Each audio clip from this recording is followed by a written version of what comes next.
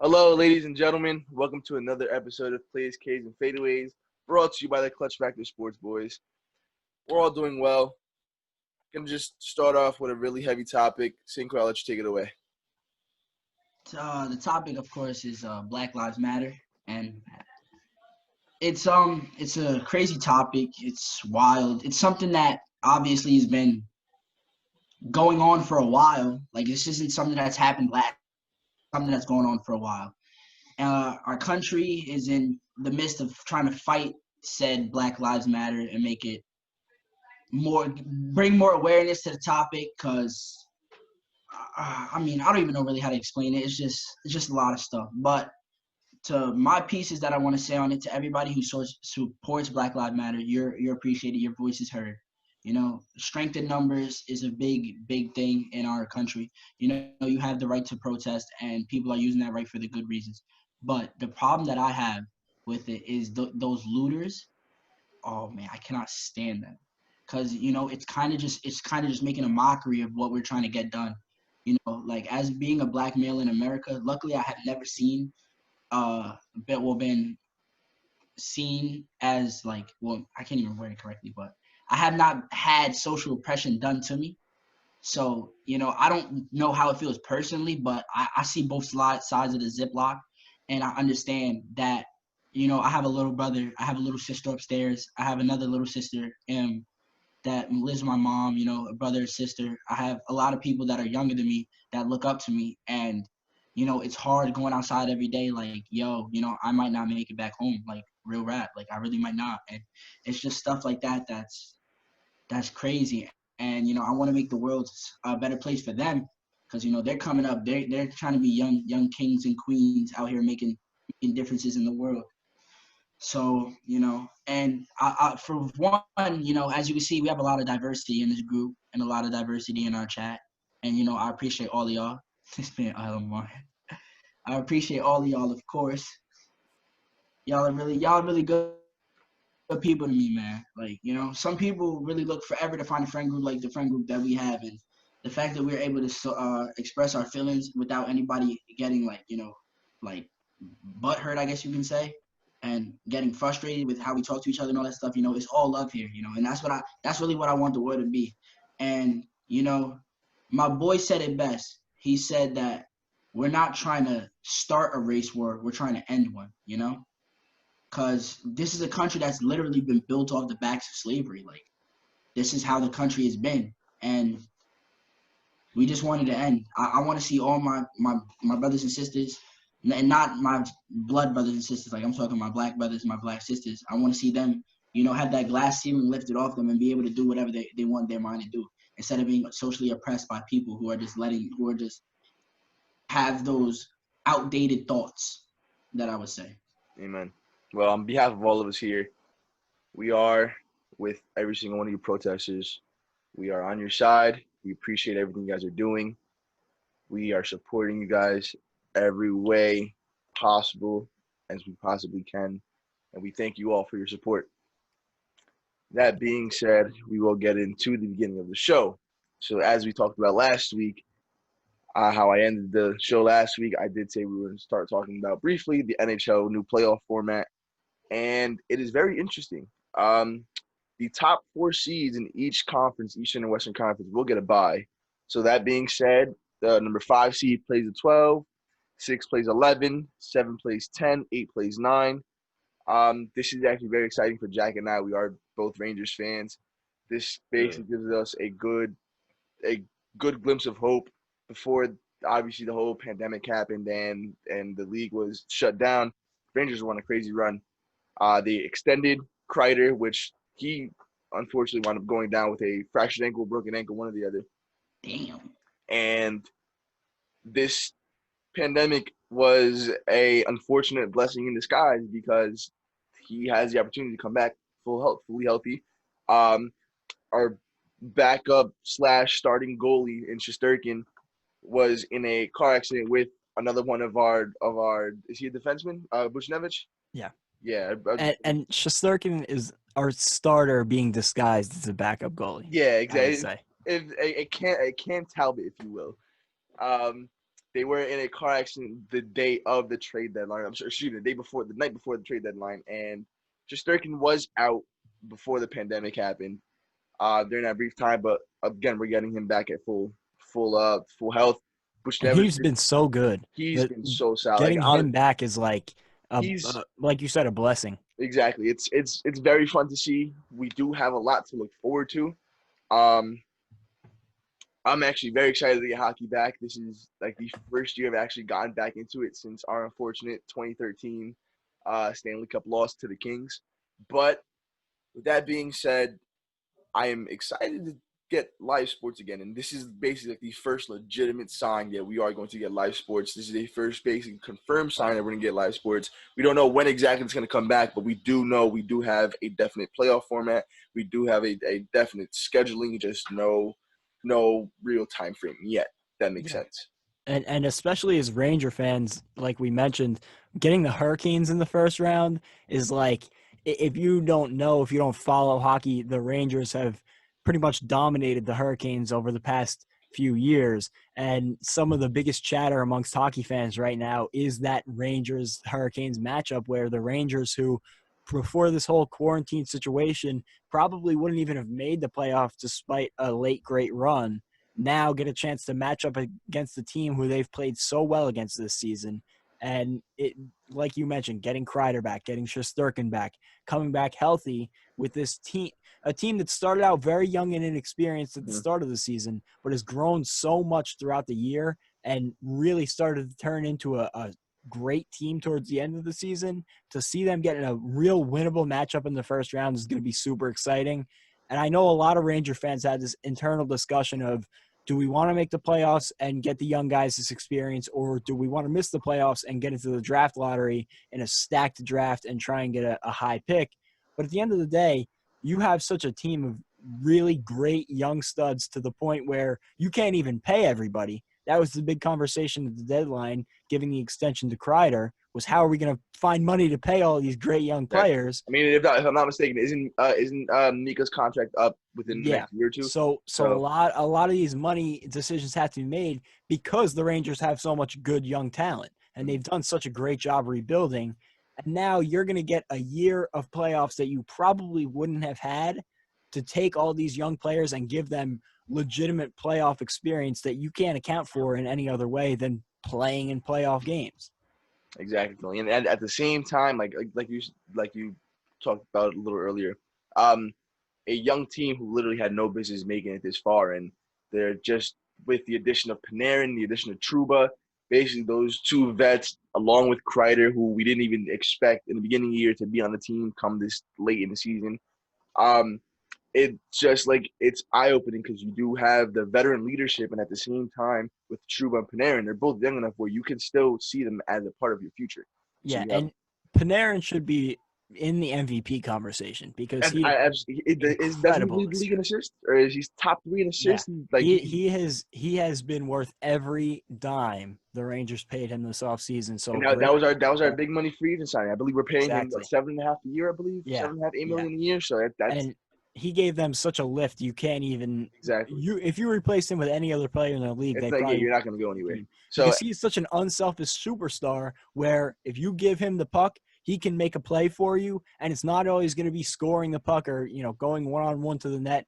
He can make plays for other people and make other players' games so much better. And I think you saw that connection between him and Zibanejad this year, and that's why Mika has played so well. I believe Mika is also top 5 in goals scored. I think it's fair to say that this has been a crazy breakout year for Mika because he's been so elevated by Panarin. Exactly.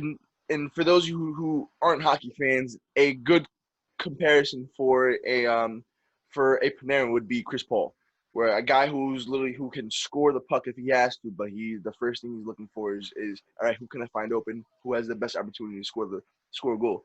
So he's basically like a ice general. Ice general, basically, yeah. Because I don't watch hockey like that, but I've been peeping. Zibanejad been coming a little diffy. Like he had a 5-goal game right before the NHL ended. That's disrespectful. Listen, that might be the most exciting hockey game I've ever seen. He had the game tying goal in the third period. Then, which was his fourth goal. Then Ovechkin wound up scoring the goal, another goal finishing up the third period. Zibanejad scores a goal, fourth goal of the third period, going to overtime. He wins it there. But listen, Mika Zibanejad alone basically gave us a glimpse of like, okay, if Kreider's not there, we still have our guy. Yeah, So, and Zibanejad also missed about 15 games this season, and he still only trails the lead leaguer in goals by 5. exactly. So That just goes to show you how well he's been able to put the puck in the So net. wait, for a hockey season, how many games is in a regular hockey season? 82. yeah. Or no, 82. 82. But So it's like basketball? yeah, but the record instead of for the standings, It's like instead of going by points. record, it goes by points. Yeah. Yeah. Yep. So it's like basketball and soccer, like if they had a baby. Kinda. Yeah. In terms of like how they get on ice. points Think of and it as basketball, soccer, but on ice. Respectfully. But I've been really excited to get kind of back into hockey this year because the Rangers have been so bad the past couple of years, ever since those runs where they went to the Stanley Cup Finals, were deep into the playoffs every season. They really fell off quick, and it was tough to watch them when they were bad. So now to have a Didn't good y'all have the hockey number team one back, pick like last year? Yeah, number 2. No, Yeah. no, had yeah, a number they had 2 the pick. Oh wait, Capo the Devils Caco. had the one, right? Yeah, Devils it had the was one. Jack Hughes for the Devils and Capo Caco for us, who's another guy who's been playing absolutely amazing. Oh yeah. I heard about that 19-year-old Cabo. stud. He had his struggles to start the year, but the more he It was kept expected. playing, Yeah, it was expected. So, but I'm really excited to see this playoff format and just the NHL in general. I was really impressed because a lot of the times when you talk about the NHL and the leadership up top, it's not necessarily good things that you hear. Gary Bettman is obviously not the most well-liked commissioner. He can come off as condescending. I heard him speak at Montclair State, and I can see why people don't like him. You know, he has this aura to him that gives him a sense of, you know, wow, that guy kind of seems like a bit of a jerk, but he got the job done here. And the rest of the heads of the NHL, you got to give him credit because in these crazy times, they were the first people to come out and have everybody agree on this format, and they're ready to go. And they're very close to getting this started. And obviously now the NBA is voting on Thursday, and presumably they're going to follow suit. The MLB still has their problems that they have to work out, but they seem to be getting closer. But the NHL got this done pretty quick, and you got to be impressed by how they've been able to do it. exactly. That was a perfect. Go ahead, Quay. Do they know where they're playing yet? No, they're still working on that.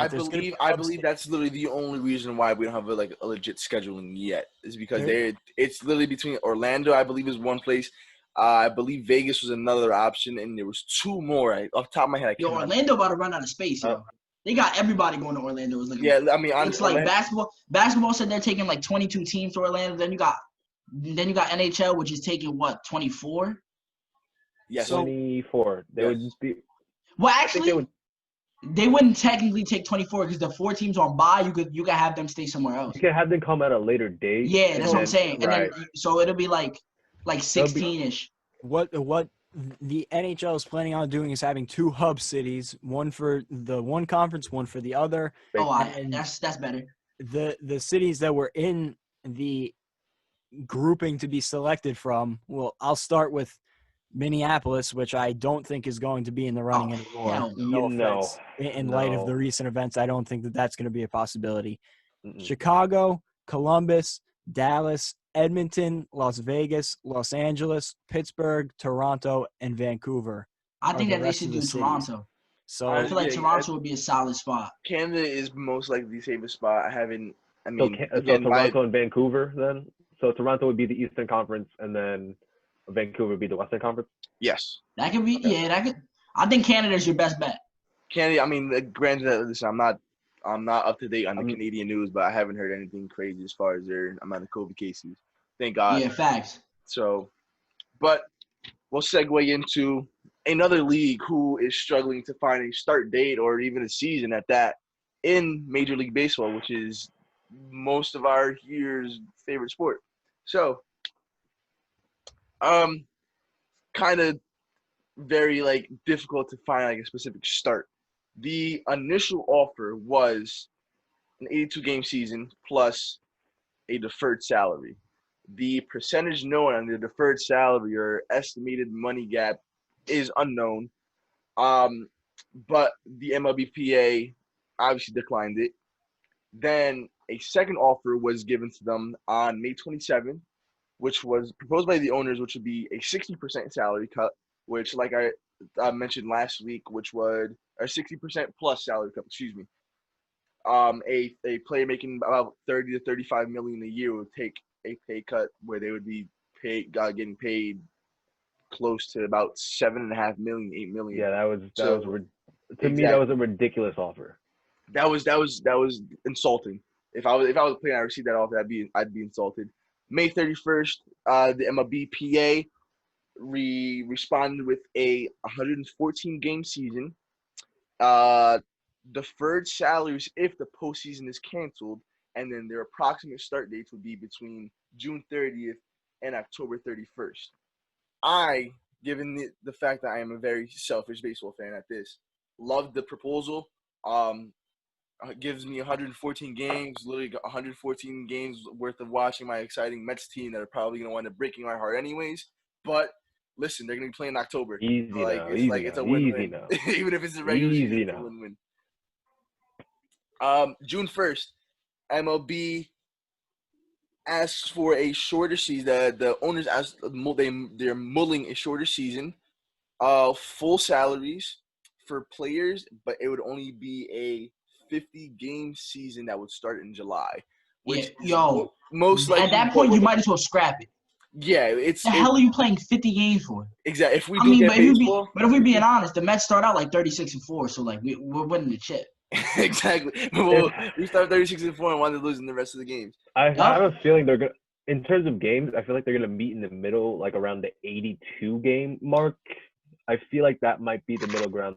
I want them to. That's been in to be honest, it just ended 100 and call it a day. I don't see the owners going up into 100 though. The only issue with that would be is that we're just running out of time because obviously baseball is a summer sport. So like it's like if we don't get this deal done within the next couple of weeks, we're probably not going to be getting. We're in June at all. We're in June. Like we should be like almost in mid-season form. And what's crazy is when you think about it, baseball was like the first sport that damn near was about to come back. It was. If I'm not. It was. They were in the middle of spring training. Yeah, they were in the middle of spring training, but they were They already had like, oh, we're gonna go to Arizona. We're gonna play in Arizona, like Arizona, and that was back in like April, late March, early April, something like that. Exactly, it was like April. Like they were talking about, bro. They were supposed to be talking about coming back on like April 30th, bro. It is June 2nd. They've gotten even farther and farther apart in this. No, due to a lot of different factors, money being one of the main factors. That's really what it is. They have gotten it's the owners being so cheap. far apart.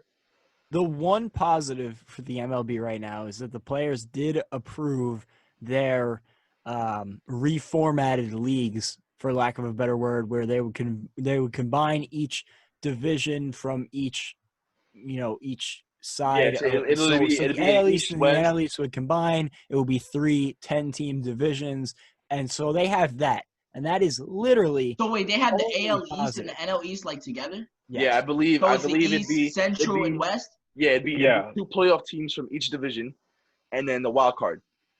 That is only positive that the MLB has going for them right now. And I'll say this: I've been talking about it since last October on my show. If you've been listening to Hot Take Sports on WMSC Radio, you know I've been saying that the MLB is going to be throughout this year. This was before the coronavirus. I said this is going to be the most crucial year of MLB negotiations of all time because we're looking at an MLB where numbers are down, fan interest is down, and they've been fighting to keep the sport, for lack of a better word, alive. Relevant is an even better word. So now you come up on a season where the MLB was already staring a 2021 lockout in the face because there was already dissension amongst the ranks between the players and the front office workers. There were problems already. So now you throw this into the mix where they have to negotiate on these terms due to the virus. The owners propose a ridiculous salary Yeah, they had Mike salary Trout taking a plan. $28 million salary. I mean, that is just reduction. that's That's insulting. ridiculous. It's insulting to the players, and clearly you can see from all of them speaking out on Twitter. I know Trevor Bauer has, Marcus Stroman. Those are two of the bigger names, and none of the players are happy about this. The players don't want to come back, and they're scared to come back because they're putting their health on the line. Right. Going into a city where everybody's going to be together, all of these players are going to be sweating, spitting on the field, all of that chance to contract the virus, and you're going to cut their salary more than in half by 75%. Looks like Jack froze on us a little bit. I think, yeah. But honestly, listen, he segued into what I wanted to speak literally right perfectly. Mark Teixeira did speak. I'm not sure if it was today or yesterday, but Monday or Tuesday for those listening. To paraphrase what he said, the money that the players make this season will hinder their future, basically their future revenue. As far as, and especially like Jack had spoke about a little earlier, how we were looking at a 2021 lockout right in the face.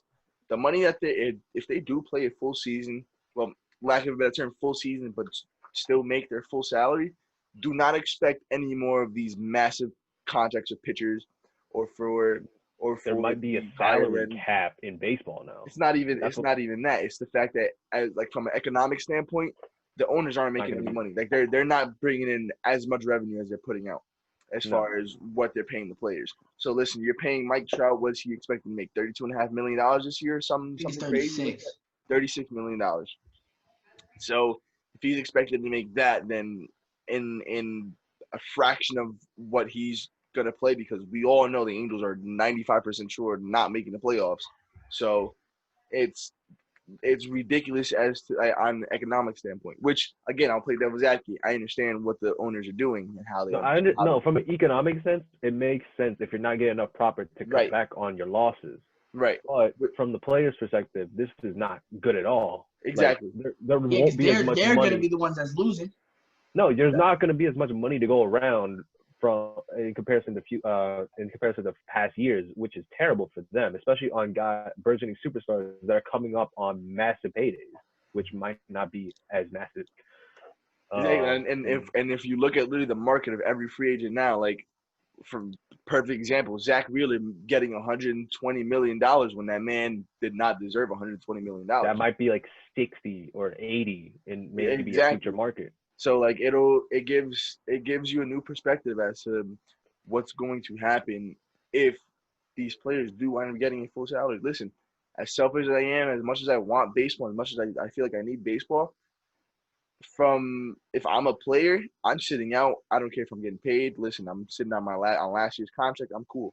I'm fine. Like, listen, you already have tons of minor leaguers that literally are out of a job now because many owners are trying to find a way to just pay their top guys, meaning all the guys on the main roster, and trying to basically negotiate as to, okay, so what if this 100% salary thing does pass, how am I going to pay my guys?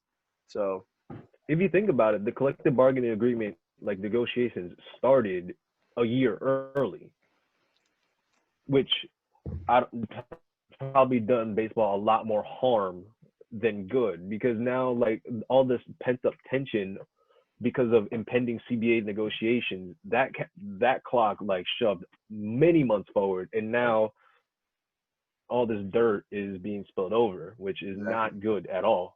So it's right now, and I've used this term a lot the past couple weeks, but right now baseball is heading into a slippery slope. So it's more of a damned if you do, damned if you don't situation. So it's more so on the Players Association as to what they're going to do. Listen, I'm all for you wanting to get your money, but you're going to get your money this year. Next year is going to be kind of iffy if you want to have a chance. It would be foolish for the players to get short-term big money to compromise their long-term game. It would be foolish for them to do so. But I don't know if the leadership of the MLB Players Association will be willing to look at it that way, because they're concerned about the money right now, because the CBA, it expires at the end of the season. So there's so many different unknowns Exactly. when it comes to that. So they're trying to get as much money as they can right now. Yeah, So, listen, and I'm gonna side with the players on this side as far as, yes, I know you want your money, but you just gotta think long term. Like, you're gonna get your money this season, but there's a slim chance you're gonna get that same amount of money next year, as we do get Jack back from his little technical difficulties. Apologies, some connection issues going on in my house right now, but I'll try and stay in this time. No, you're all good. Just to help you recap, I did mention a short paraphrase excerpt that Mark Teixeira did say that if the players do get their money this year, as far as 100% of the contract, even 80% guarantee of their contract, it's going to help them, and I mean, it's going to hurt them and hinder them in future bargain agreements. So from an economic standpoint, it doesn't make sense from the owners, because obviously you're not making $100 million to dish out $100 million in the following season. So. And just looking at the MLB right now, they cannot afford a work stoppage. Like I was saying, they're at a time right now where they're struggling to hang on to fan interest and the same numbers that they have done in the past.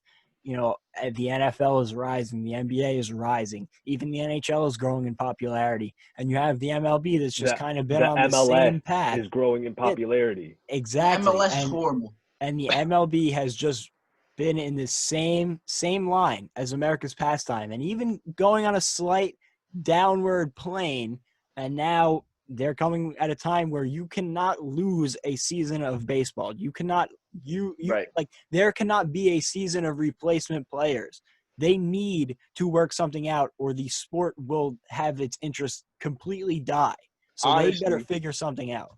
Yeah, honestly, listen, to fix that, and again, I blame the commissioner for everything, because he holds basically every sort of marketing aspect as far as the game concerns in his back pocket.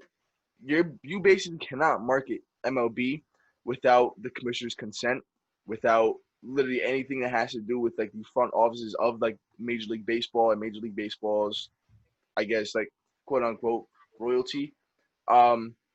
It's hard to market guys, because listen, I'm telling you right now, if you were the marketability behind Alex Bregman before the whole situation with the Astros happened, but the marketability behind Alex Bregman, Mike Trout, Bryce Harper, like, these are tons of exciting players. You have Marcus Stroman, which is probably one of the more exciting players to watch in baseball. Tim Anderson, Jacob another DeGrom one for you guys. Jacob DeGrom, exactly. So you have tons of marketable guys. You have tons of marketable faces. They just don't market. Ton of marketable guys in the big markets, and you're still not rising popularity. Like, I'm gonna be honest with you, Pete Alonso is like one of the most marketable players right now. I'm not gonna lie. It's getting to the point where Pete Alonso is starting to become like the face of baseball. Like, in low key. Again, and that could be my bias talking, but Pete Alonso, just the way that how he's handled carries himself. Yeah, exactly. Aaron Judge, you can see the same thing. You have two superstar faces in New York, in the biggest market in the world, and you have several in Los Angeles, two of the biggest markets in the United States, and the MLB has not capitalized at all. And if I may, really quick quote an NBC Sports article from 2018. This was from Bill Baer, who was citing a Washington Post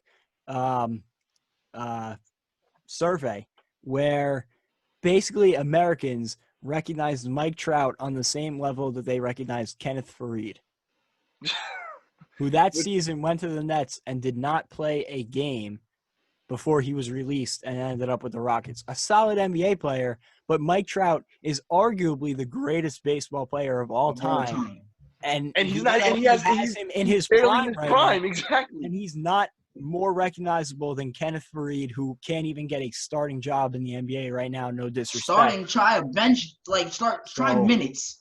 Can't even get minutes. That just goes to show you where the ML. And granted, that was a 2018 article, but I don't think that there's been any groundbreaking developments between 2018 and now that would change that in some substantial form. The MLB has a problem on its hands, and I've talked about it many times. I think that the MLB needs to adopt many of the adapt the environment of the World Baseball Classic, because I remember the World Baseball Classic, the last time they played that, people loved it.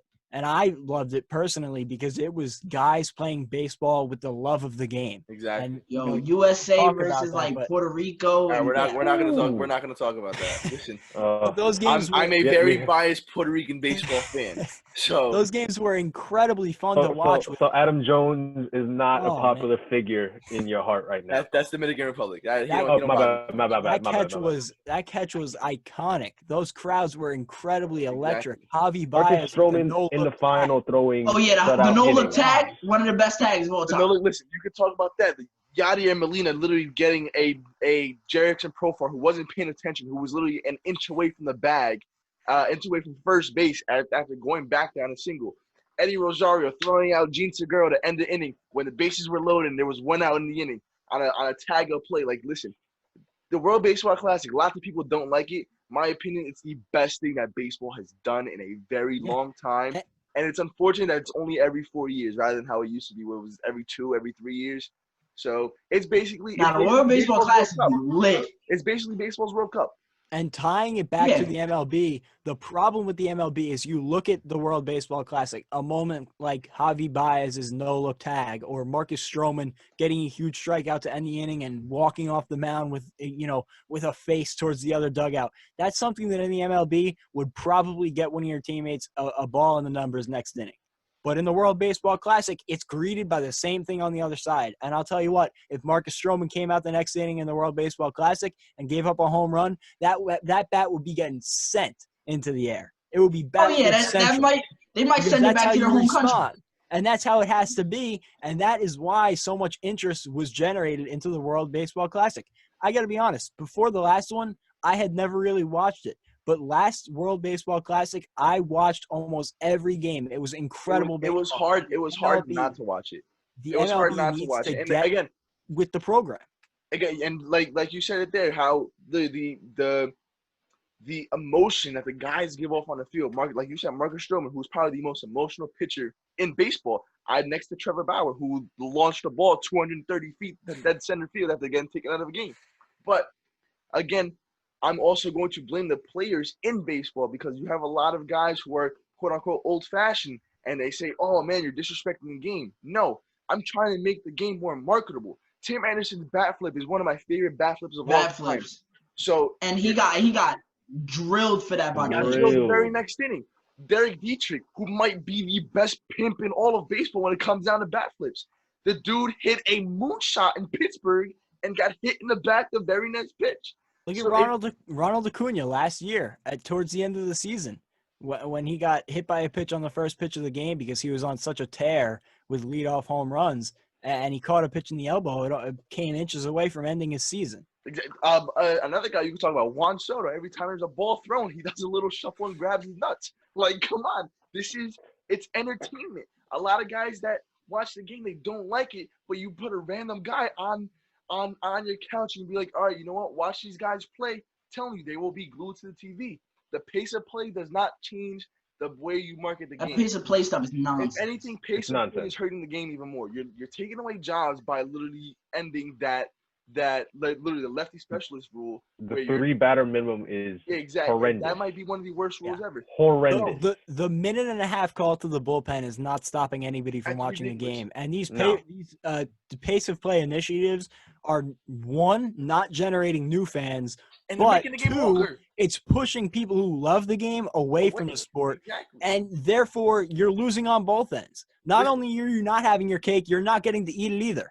Exactly. I'm one of those fans who love baseball and try to see the bright side of everything. Like, listen, I'm totally okay with that whole It's hard to find the bright side when baseball has fumbled every chance to get new fans and keep their current fans. It's hard to do that. Exactly. And if I could just address one more thing, Rob Manfred with the baseballs this past season. Worst. Here's the thing. In sports. If you wanted to juice the baseballs, he makes Roger which I understand, look competent at his job. That's very hard to do. You want to see more home runs. You want to see more runs scored because people love offense. That's just the way it is. Put the juice balls into play, but don't sit in an interview and tell me that it's not happening when there are stats to prove it. There is no way minor league baseball just this past year started using the major league ball and home runs spiked by 2,000. So there is no way that you can tell me that there's no difference. You know what the most ball. egregious insult to my intelligence was? Boston versus New York, and we went to London. The center field's 385 with the juice ball. Listen, that was the worst baseball game I've ever seen. There was no reason why there was a combined 60-something runs in a 2-game series. But at least some ridiculous number. That was terrible. Hold on. If it's happening, it was an 8-0 or 6-0 game at the end of the first inning. Mind you this, right? I'm following the game. I'm like, okay, game's over. We come back with like a 5 or like 8-run inning, whatever it was, and we're right back in the game after being down 6. That's ridiculous. It's like it turned into a softball game. It turned into a softball game, like a pickup softball game. And a bigger problem that it creates, not to cut you off, Almar, but a bigger problem it creates is that you're looking at baseball where a lot of the judgment on players has turned into statistical analysis. And you're going to look at pitchers now with a totally biased view on things. Look at Noah Syndergaard, a guy who can be a great pitcher, finished with a +4 ERA last season. And that, granted, he didn't have his best season. He's not a +4 ERA pitcher if you watch him every outing. It's just the fact that 101 for fun. Yeah, like, run scoring is no, up, but like 101 for fun is like the norm. It's like the norm now. Honestly, to piggyback off of you, like, listen, Chris Sale is a perfect example how the man literally fell off. Oh, Chris Sale was horrible last year. And honestly, if you wanted, you could talk about the playoffs from 2 seasons ago when Yu Darvish with the Dodgers literally just did not know how to throw a strike. Granted, the Astros were cheating, but at the same time, like, that man just could not get out of an inning.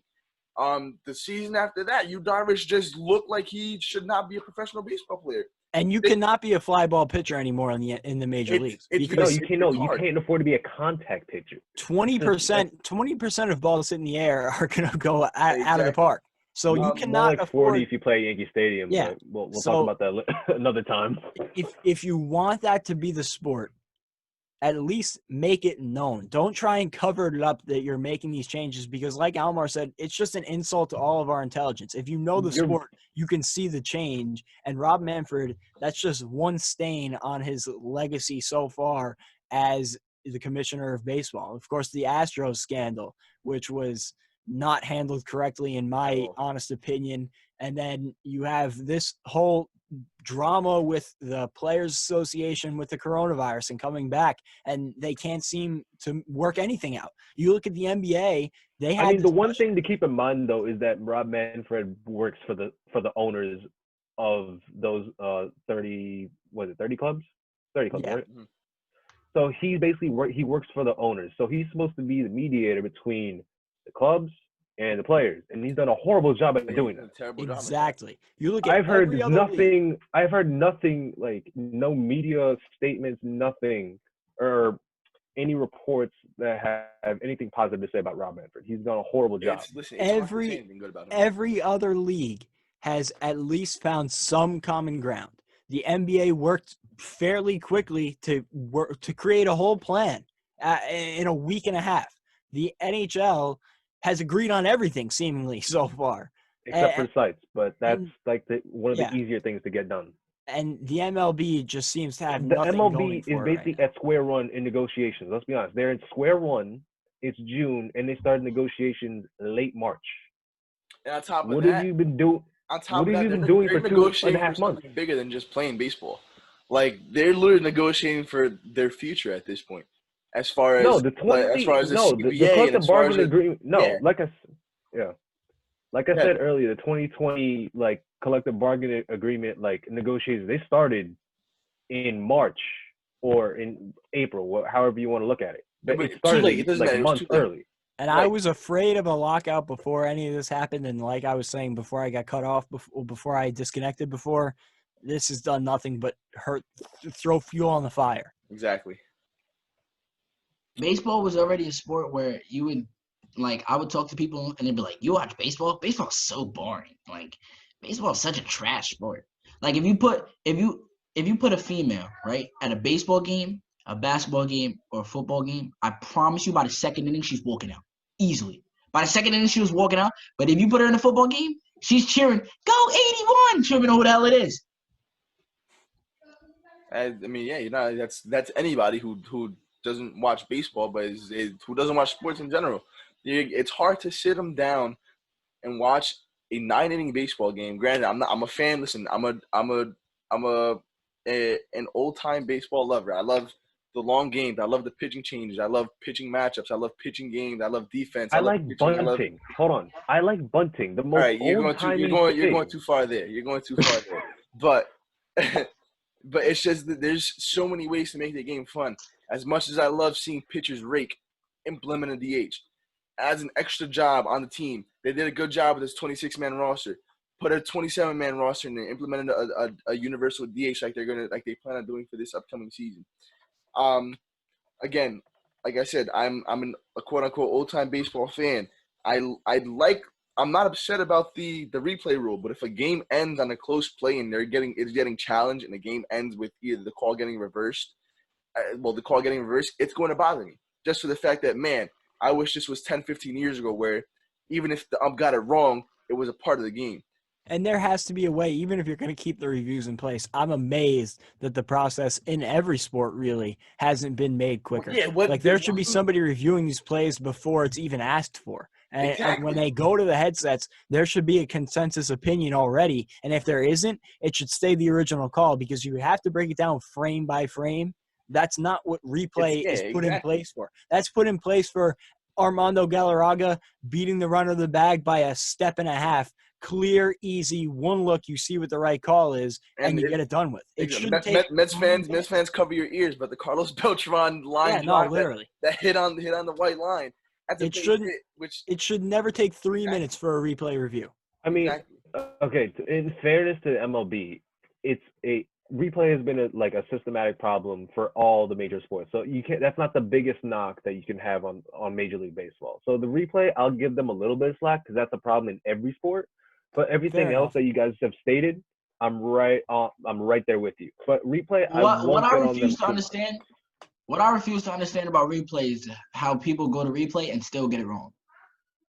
No, that's mind-numbingly just perplexing to me. Like I'm gonna be very honest. That Des Bryant catch, I don't understand how they did. It took them 4 years to figure it out that it was a catch. Are you serious right now? The NFL doesn't even know their catch rules. The catch rule. Okay, that's its own separate issue. As far as challenging and as far as replay rules, they're a mess with that alone. Listen, there's no other way to really explain that. But honestly, a way to stop that: get better officials, whether it's an umpire or whether it's a referee. There's no reason why Angel Hernandez is still employed by the Major League Baseball or the umpire union, whatever the hell they are called. That man, I've witnessed that man. I went to Game 4 of the 2017 ALDS. Angel Hernandez was the first base umpire. He messed up 3 calls within the matter of 2 innings. So for those of you who don't understand, that's like in football terms, 3 false penalties that were overturned in a matter of a drive, or in basketball terms, a referee calling a foul. Meanwhile, the guy wasn't touched 3 times in 1 quarter. So I mean, in fairness, that happens a lot in basketball. Yeah, you're right. But at the same, listen, it's hard to make the correlation. But regardless of the fact, Angel Hernandez is easily one of the worst umpires of all time. So yeah, that was our little baseball rant. Hopefully they figure it out. Yeah, listen, I'm praying. I hope they do too, bro. So the Mets can I hope they do. I miss some baseball. And of course, this is coming at a time that the Mets were going to be in prime position. Of course, listen, it's our luck. It's our luck. No, the Mets were going to be good this year. I don't care what y'all say. The Yankees were going to be better, but the Mets was going to be solid this year. Listen. Hopefully we get a season because we'll see them in the same division, Dave, and we'll get a couple of those matchups. If the words come out of your mouth that the Mets were going to be better than the Yankees this year, I will leave this. No, I don't think it's as ridiculous as you make it sound. I'm optimistic. But that's a conversation for another day. Yeah, I'm optimistic that the Mets were going to be like 20. It's close. Hold on. In fairness, it's close, but come on now. Yeah, but don't ask Ant that because you give us a 7-game series. Well, you give us 7-game series. It would be a fight. We'll win 3. We won't win 4, but we'll win 3. You won't win 4. It would be a dogfight. It would be a nice series to watch. I will give you that. We need that. We do need that. That's something we need. That's what baseball needs. You want to talk about injecting life into baseball? A nice Oh my Subway God. Oh Series yeah, will do that. Subway Series, World Series. Oh please, line me up. And- A 2020 and now- Subway Series would do a lot of people some good. It'll Us be included. better. It'll be better than the 2000 World Series because that 2000 Mets team had no business being in the World Series. That was a great man, a amazingly managed team by Bobby Valentine. But again, that's enough of our baseball talk. We ranted enough. I don't want to get too emotional on this topic, but what I will move on to is the MVP quote unquote awards. A report was put out by, I want to say it was ESPN, how like by committee there was already players who quote unquote won awards if the season were to end today. A lot of controversy here in certain categories. I'll start off. I'll just name them off real quick. MVP was Giannis Antetokounmpo, which a lot of us expected. I think we could all agree on that one. Yeah, I mean, Yeah. listen, and As I long as- wouldn't be Hold upset. on. I will say I a wouldn't be nice mad late at Bron. I wouldn't be Those mad are at the it. only two in the conversation, I think. Yeah, it No, was. I Giannis- wouldn't be. It I was would not be Giannis who mad got- at LeBron James, Yeah, but Giannis it's Antetokounmpo got Giannis. 76% of the first place votes. And then there was literally two guys who got first place votes. It was Giannis Antetokounmpo 76%. LeBron James got 24% of the There you go. votes. So listen, I'm at the point where LeBron is having a ridiculous season. If the award was literally given to what it stands for as in most valuable player, LeBron would win it. But NBA is different. They basically go by best player in the league. No, Defensive best of the player on year. the best team. So I mean, Yeah. historically, it's kind of been that way. To be honest with you. Yeah. Nah, but you got it. I mean, I wouldn't say that Giannis Oh yeah, you is got Steve kind of Nash. the most valuable back to then. that team. Was If you that take It could be Giannis at off least that team, they're not even close to how good they are. right? No, But, but I'm at the just same saying- time, we've seen what a Anthony Davis led team can do, and it's not pretty. So Yeah, but we also saw LeBron by himself on the Lakers this year. They were a 3 seed before he got hurt, and he came back not 100%. yeah, I don't. Missing I can't bring Lonzo up- Ball for a couple games. Brandon Ingram. That did not help. That did not help at So all. we didn't technically get to see a full season of him. By himself in Yeah. Los Angeles, and then they trade the core in. They got Anthony Davis, so it's a win-win So- for both teams. It's a totally different team. But Anyway, nonetheless, I agree. Giannis and LeBron second. Nobody else even close to those two. Right. Defensive But- player of the year is where you kind of you could argue. this is where it gets Most dicey. It's a controversy. Giannis Antetokounmpo also wins Defensive Player of the Year. He gets 56% of the first place votes. Anthony Davis gets the second place second runner-up nod, 21%, and Patrick Beverly is in third place with 9% of the votes. Yes, sir. That crackhead Bev. Yes, sir. Yeah. What a guy. Me personally, I'm giving this award to Anthony Davis. He was just on a whole different level. And I saw it because you can see the pressure was taken off him offensively, where he can focus on a more variety part. A different part of his game. He can flat out defend any position, anywhere on the court. Put him on the perimeter, he's guarding you. In the paint, you're not scoring on him. So it was Anthony Davis, in my opinion, should win Defensive Player of the Year. I agree with you there. I personally would have gone Anthony Davis, but I think that's a toss-up award. I think that him and Giannis are two of the only players in the league out of a handful or so that can guard at least somewhat 1 through 5. Nah, Both you're of them missing. are around You're missing a 6'10" player. to Yeah, I'd put Ben Simmons in that category too. Thank you. That's who I was gonna Yeah. say. Just with Yeah, that. Ben no. Simmons- Not Ben the Simmons only for is two. sure. a lockdown. I would agree. Yeah, not the only two. Ben Simmons is another guy who he didn't even get top 4 votes. I'm Which surprised. That's ridiculous that's to me. what I don't That's- understand. He should have been I over don't Bev. understand this at all. Bev, I love Bev, but Bev is not a better defender than Ben Simmons. Ben Simmons really be locking down.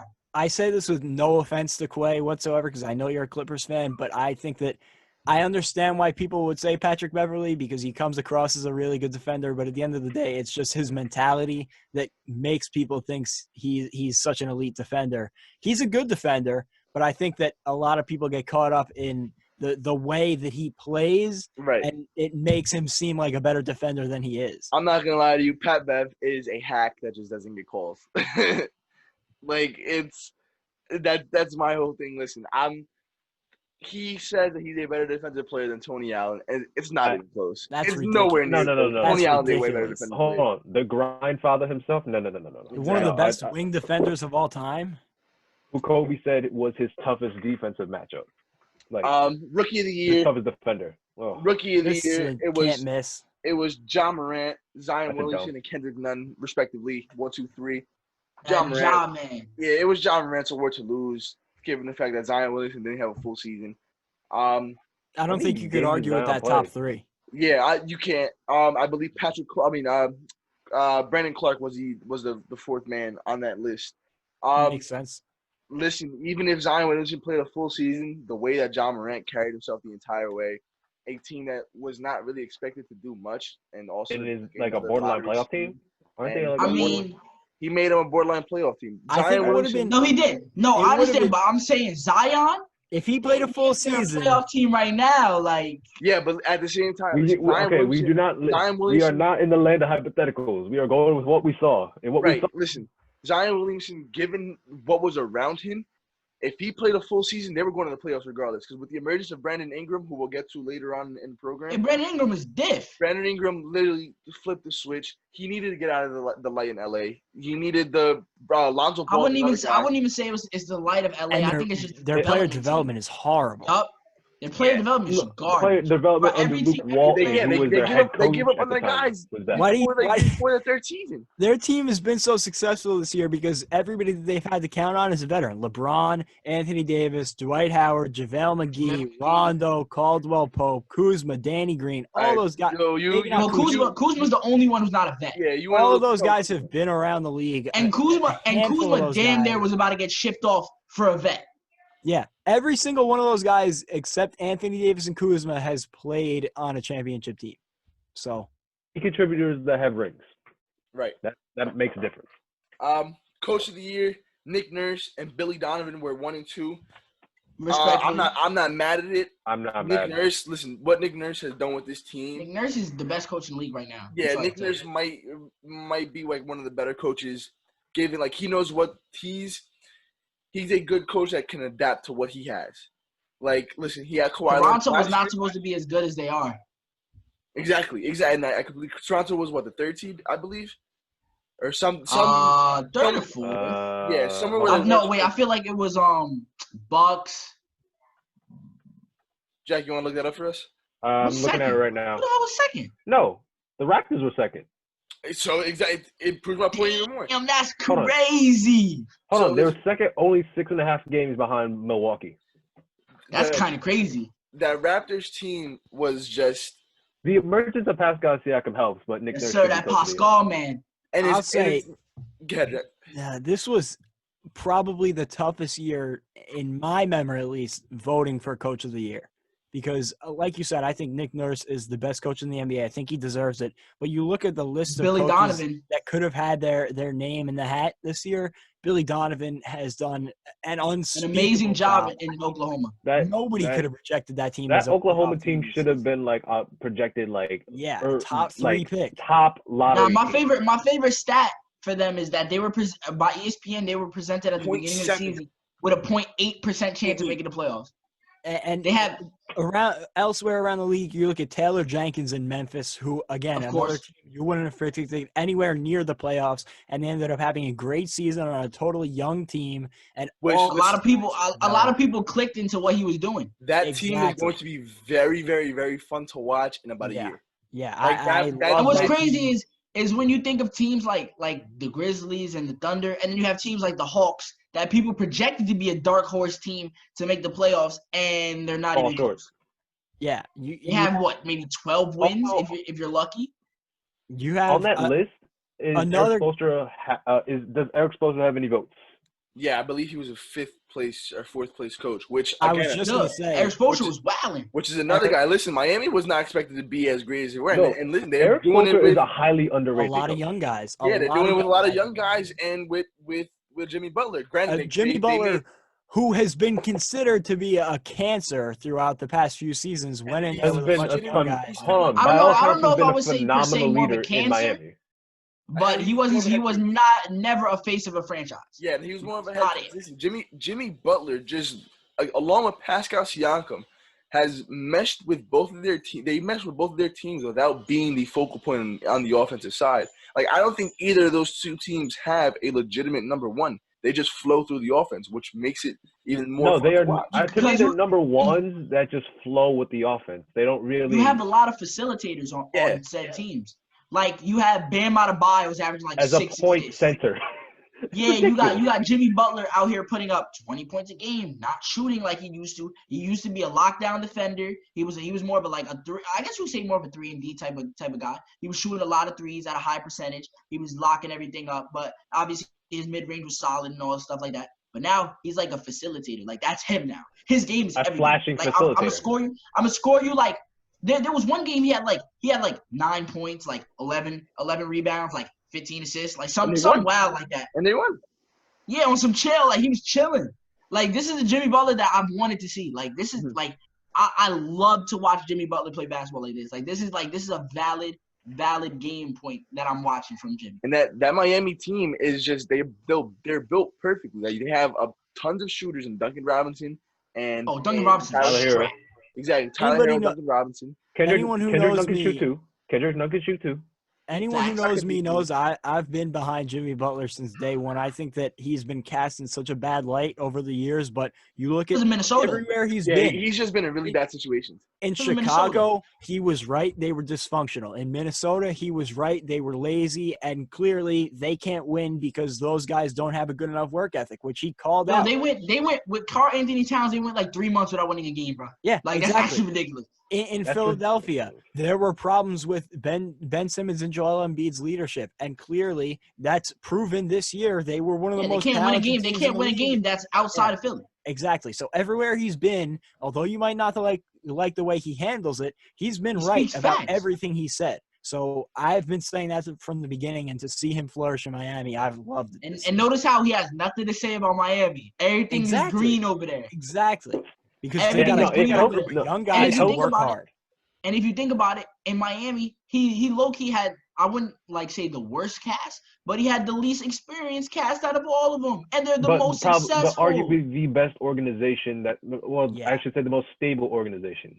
They are one of the Eric better. Spoelstra been holding down coaching Pat over there Riley. for how many years? Pat Riley. Pat and Riley their was one of the holding best things down executives for a in the minute. league. Hold on. And their owner, Mickey Arison, not controversial under any circumstance, willing to pay the players. You don't hear anything bad about him in the press. That's why Their only hiccup as far as not paying a player was that whole Dwayne Wade debacle, which wound up him going to Chicago. And But even he came back. 2.5 years later, he's back with them. So Facts. And he was still making moves.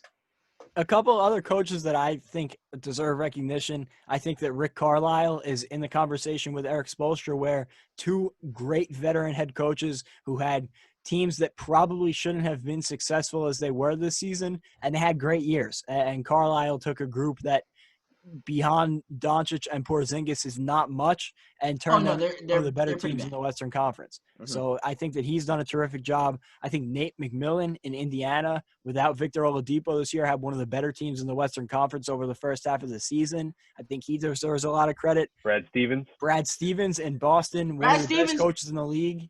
I told y'all, Brad Stevens is just like Kawhi. They're great at what they do, but they're never going to get the recognition because there's always just going to be somebody who's better than them. And I know a team that we all feel the same about as a playoff team, but as a regular season team, they're great every year. Mike Malone in Denver has done a spectacular job again this we already season. know how I feel about them as a team. And then the last two, I mean, of course, you have to make a case for Frank Vogel and Mike Budenholzer, the two best teams in the league. Vogel came into a group that a lot of people had question marks about this season. I had question marks about the Lakers coming in, and he's gotten a lot of production out of guys that we didn't really expect great stuff out of this year. Dwight Howard. I didn't expect much from Dwight Howard at all. A lot of these guys have overperformed, and I think at least some of that credit has to go to Vogel and the coaching staff. Listen, Dwight Howard was almost seen as to be out of the league. Well, and you saw it last year too with Rondo and his little attitude issues, where in the mid game he sat with the crowd. So like it's like they finally have like they're establishing culture now in LA, which is And good. with all Took that him long being said, enough. I would still say Nick Nurse, but I think that all of those guys deserve recognition, and that was just to show how good of a year it's been for coaching in the NBA. Right. So I'm going to move on to the next category, which would be Sixth Man of the Year, which, not surprised, is 1 and 2 by two Clippers, and Montrezl Harrell, who takes the first place nod with 35% of the votes, and Lou Williams takes second place with 29%, followed up by Dennis Schroeder with 24%, and Derrick Rose, I believe, was the fourth option. Derrick Rose. Derrick Rose in Detroit. Isn't he starting now? He's starting now, but But like I think again, the starting now, majority but he was of coming year off the bench. he was coming off the bench For behind who? Reggie Jackson. Oh, for Reggie? Mhm. No, but didn't Reggie get hurt after like 3 games and was out for like 3 months? Yeah, he was listed as a six-man candidate. I don't even think Ish Smith probably started if he's still with Detroit. Probably started over Derrick Rose. But Derrick Rose, from what I remember, did prefer to come off the bench, given the fact that he was playing way better with the second unit than he was with the first. So More he's freedom, I had- believe. He's I had a think he has more crazy freedom. turnaround in his career, by the Yeah, way. like, Yeah, I'm I happy know- that he came back Yeah. to listen. I don't know if you could say in elite form, but like the form that he is. I just miss him. Like, handing out free concussions to everybody, dunking on their head. Like when he did to Goran It's a Dragic. more Oh mature. man. Any His basketball fan is offensive happy game is with the a way lot more Derrick Rose is mature coming now. out. So It's a lot more mature offensive game yeah, from Derrick. Yeah, his game he changed from a slasher to a shooter. Like now he I can consistently shoot the three. I wouldn't He's just say an all-around he's scorer now. yeah. yeah. But I was saying because he can more consistently shoot the three. He used He's to more rely of a in three. so- He can Chicago, score on his all three three-pointer levels was now. brick. He used to rely so much on his athleticism, and that showed almost more than ever when he came back and struggled so much and bounced around from team to team because he was changing his game. And now in Detroit, like you said, he's kind of elevated his offensive arsenal and really learned how to score in different ways. Exactly. Now he's finally going to be looking at a true He's payoff. finally been And that's healthy also- enough, to be honest with you. He's just been healthy enough to like keep minutes. Listen, I mean, even with the Knicks, though, he averaged 17 and 6 with the Knicks. So it's not like he was playing bad. It's just that he was still trying to get back to his old form. But unfortunately, Yeah, everybody wanted 25, like 25 type and of, 8 with like 4 rebounds. That's not going to happen. Right. more. So last award we're going to speak on today would be the most improved player, which is won by Bam Adebayo, who gets 53% of the votes. Excuse me, followed by Rightfully Brandon so. Ingram. Yeah, which is well deserved, which is followed by Brandon Ingram with 6%. I don't see how they there's no Brandon Ingram had a fantastic season this year, but Bam Adebayo just changed his entire game. Like Bam Adebayo is like that, as a yo. first-year starter at that. So I think that first-year Bam starter. worried. I think Bam worried me a little bit more to this point in his career. I think that he showed more signs of being a bust than being a star, whereas Brandon Ingram, you kind of saw his progression of where he was going to get to. So this was kind of expected for Brandon Ingram. For Bam, I was a little bit more concerned that he might not reach his potential. I still believed in him, but I had a little bit more of a shadow of a doubt than for Brandon Ingram, and he showed superstar potential this year. So I think that he certainly deserves a award. No, yeah, I give a Bam lot of credit Adebayo in a position that's like lackluster, you can say. Like it's like a top-heavy position. Bam Adebayo put his name up there as one of the best at his position. I give a lot of credit to Eric Spoelstra for taking advantage of the unique skill set that Bam brings to the table. Yeah. I mean, he basically gave him the keys to the offense and said, "Here, you can run you can facilitate, run the offense, basically as a point guard from the center position." He gave him a lot of shooters around him. And Everybody on the floor could shoot for him. He's already one of the best big men in the Eastern Conference, I think would be fair to say. Best big man in the league. You could definitely argue that. And again, I'm going to credit the Miami culture for that. Listen, you see it. You see it in the interviews with Tyler Herro, Jimmy Butler, and Bam Adebayo, where they would literally have. They all genuinely like each other. They all agree. I mean, they all agree that they want to win games, and they all literally have fun on and off the court. So it's a win-win for that Miami. That Miami team is going to be very fun to watch. They have a lot of good young players. They have a lot of veterans that they could definitely build off of who aren't ball needy and need the ball in their hands to do anything, i.e., Andre Iguodala, Jay Crowder, Jimmy Butler. You have a up and coming star in Bam Adebayo. You have an exciting player in Tyler Hero who can not only shoot the ball but he can dunk on you if needed. So and Tyler Hero's a boss, yo. Exactly. You have Goran Dragic, who's a fantastic floor facilitator. You have Kendrick Nunn, who honestly is a just crazy straight slasher who gets the ball. He has no problem taking a ball to the rack. So they have a fun team. That's going to be a very exciting team to watch in the future. Yeah. And I think another guy who deserves some recognition in this conversation, obviously, we talked about Bam Adebayo, we talked about Brandon Ingram. Two guys, I should say. You could make a case for Devontae Graham, who had a real breakout season. I mean, he was showing nothing before this season. Listen, And he hurt my Knicks multiple times this year. So yeah. Yeah, he became like a go-to scorer. Don't bring up in those Charlotte. games. Please don't bring up those games. Yo, Devontae Graham came diff, yo. I remember watching. It was like the first, or maybe the second game of the season. All I see is I'm looking at the Hornets box score. I'm in the car. I'm looking at it, and I'm like, all right, garbage. Who's garbage. Devontae Graham? And I'm like, yo, who's scoring these points? And I look, it says D Graham. I said, how much he has? 30. What? Let me see this again. I looked the next 7 of 9 from 3. It's 7 of 9 from 3. Ridiculous. I'm looking next game. All right, I was like, all right, let's see if this is a fluke. Next game, 27. I'm like, wait. And this is off the bench. This is off the bench. This He one. went from averaging less than 6 points a game to 18 in 1 year. 6? I don't even know if he averaging 6. I'll let you know right now. I think it was 6. Hold on, let me. He had a great season. And this all I know is Devontae Graham literally, for one, that Hornets team wasn't even supposed to be even close. Devontae Graham averaged 4.7 points last year. For a team that tried to find their replacement for Kemba Walker and overpaid for Terry Rozier, who I'm a fan of, they found they backcourt solid. For that money? I am not a fan of Terry Rozier for that money. No. Yeah. No. But you can't get mad at it because their backcourt is solid. They're both averaging 18 a game. Defensively, they're pretty bad. Yeah, because they're all 4'3". But that's something you can't fix. That's a genetic. At least they have some positives because they had nothing going into this season. They had nothing. Is just stuck in limbo. Yeah, literally. They are. They're not bad enough to be terrible, and they're not good enough to be good. Yeah. The problem that they have is they need a real life interior presence. That's really it. Yeah, they have who they're sending out. Bismack Biyombo. I'm sorry, he has garbage. Since he grabbed 30 boards in the playoffs with the Raptors. Toronto, yeah. It was the last time he was valid. And it's a perfect transition. Speaking of Toronto, the last guy that I wanted to talk about could have been the first ever 2-time Most Improved Award winner, back-to-back, Pascal Siakam, who took a huge leap last year to become one of the more solid starters at the power forward position in the league. Became a legitimate contender for the best power forward in the league this season. So he went from you're talking Anthony Davis and stuff like that. He went to a star to superstar. No, so he's on the way to superstar. I think he's already there. I think he's already there. And and it's good for that our Canadian team to have that because it just brings more globalization to basketball. I mean, mind you, Pascal Siakam is from Africa.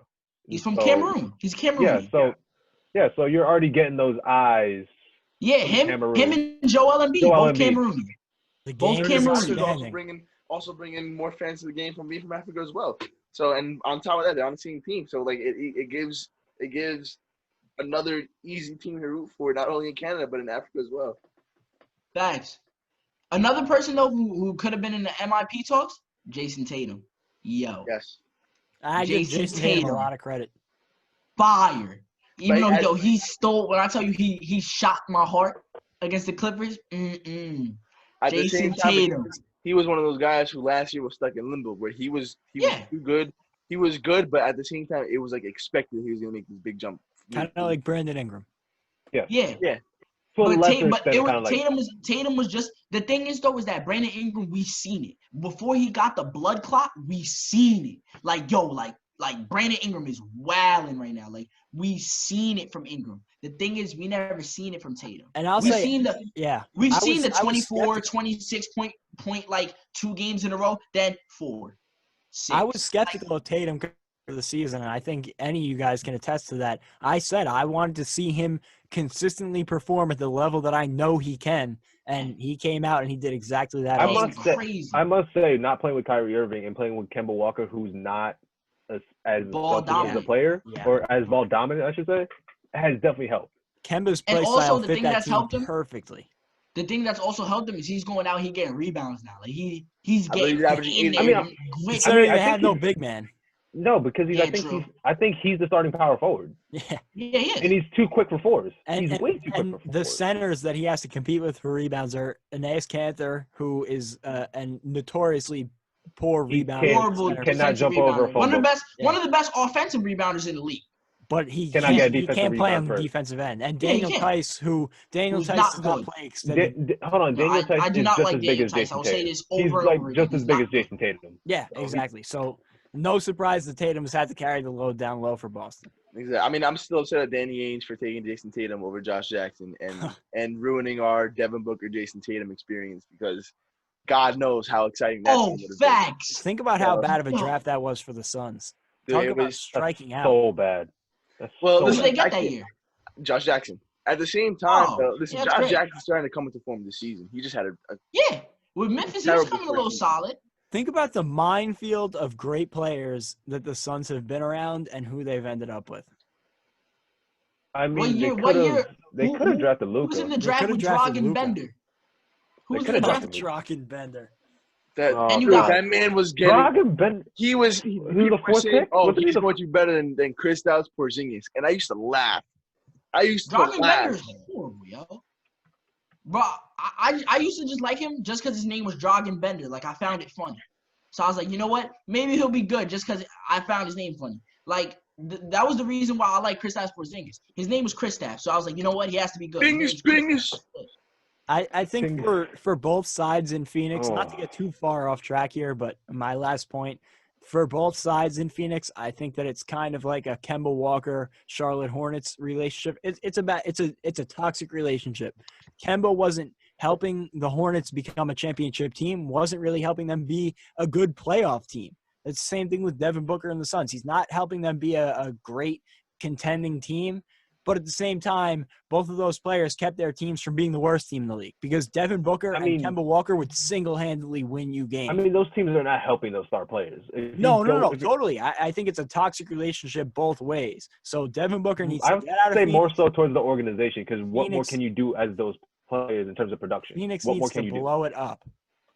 Yeah, they should just trade Booker to Minnesota and let's keep this Get moving. a major return on Booker and restart like the Thunder did. But then again, Sam Presti is a genius, so I shouldn't even. Yeah, Sam shouldn't even Presti act has like figured out a people way could do what to the get Thunder every did. single pick for the next 7 years. So, like, it's pretty much the 2021 Oklahoma City draft will consist. will proceed. He has like every pick from the Rockets, from us, like, because he knew what he was doing. They got like The thing 1/3 is, of the but Western Conference picks. Yeah, but you got to realize though, for the Thunder, the assets they have were astronomically better than Phoenix's. Like, Russell Westbrook is better than the whole Phoenix team combined, like all of them, like put together, like all of them. Like, you have Paul George better than all of them, like all of them combined, like all of them. Like, he had the assets to go out there and get 576 picks. Like, he had those assets. For Booker, once you get to Booker, you could keep Ayton. I respect keeping Ayton. He's your number one pick. Obviously, you can't just give up on him after 2 years. And You he's could not probably- playing bad enough. You could probably get some good return at this point for Kelly Oubre and maybe Yeah, Ricky Kelly Rubio Oubre for is a solid, contender. and you know he'll bring in the female fans, so he's helping your revenue. Like, Kelly Oubre, he's a double-edged sword. Like, he's gonna play good for you on the court, and he's gonna get the female interest stuff. He's gonna do his work. I think that Ricky Rubio could get you a good return at this point too. Like Ricky at Rubio's least not There's a bad. lot of At point least guard a needy. first-round pick. There's low, late not from a first-round bad team, but from a contending team, you could start with a first-round pick.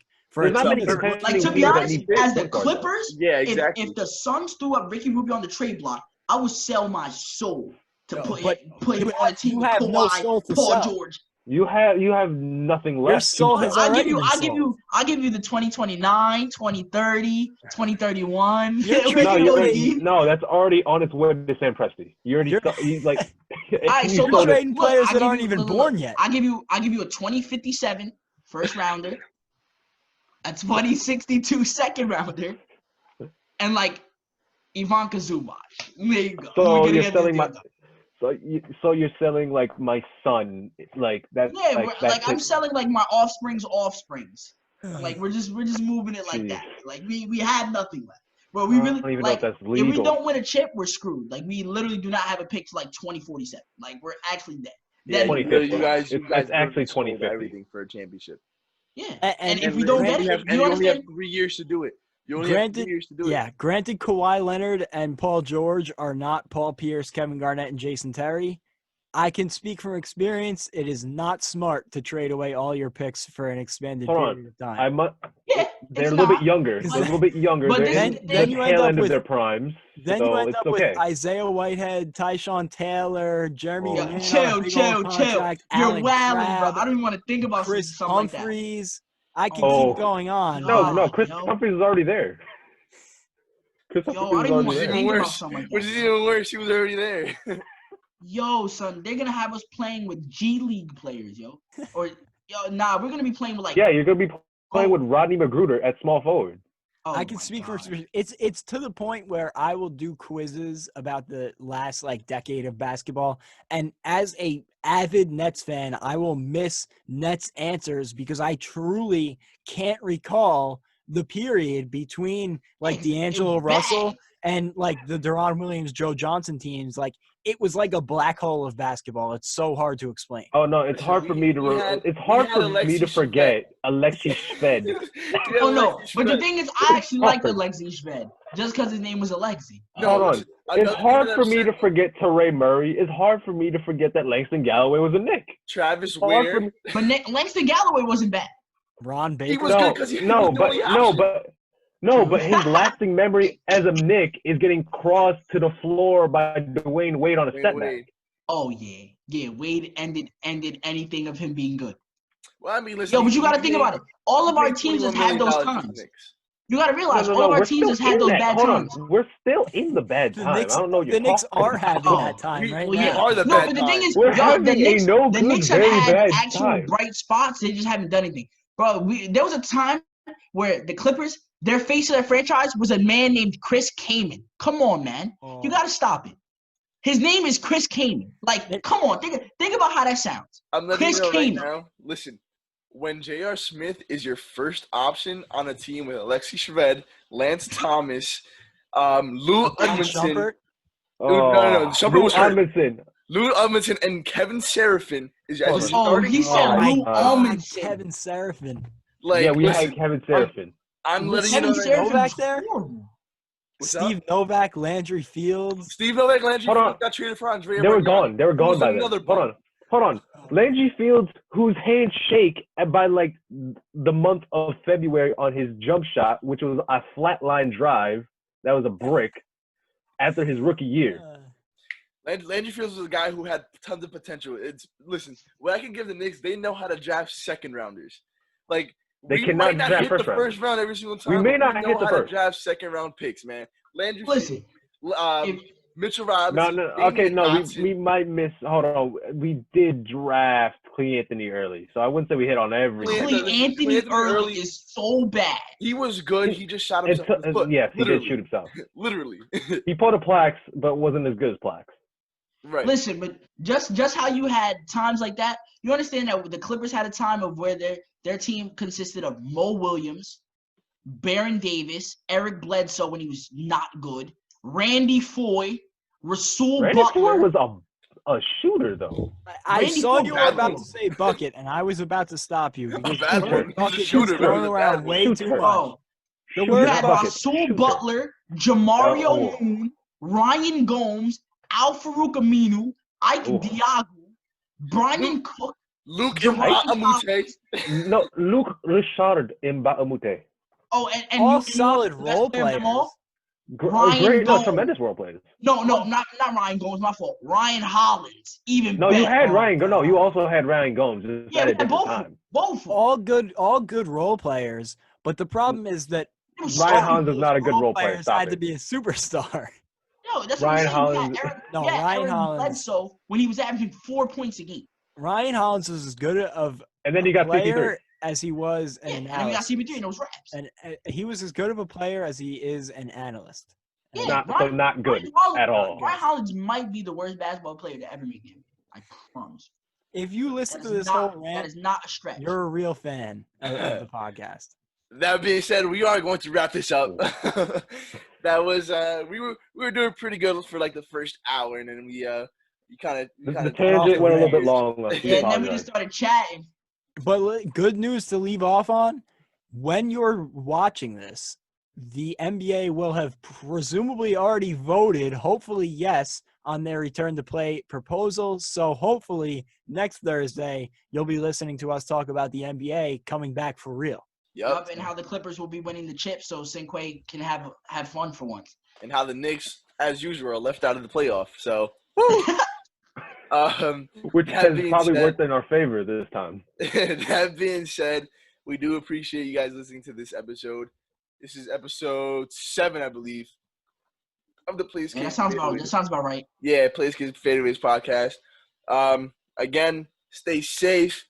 Everybody who's protesting, please stay safe. We support you 1,000%. Keep doing what you're doing. Keep fighting your fight.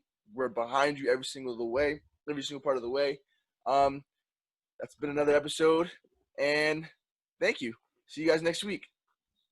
Yes, sir.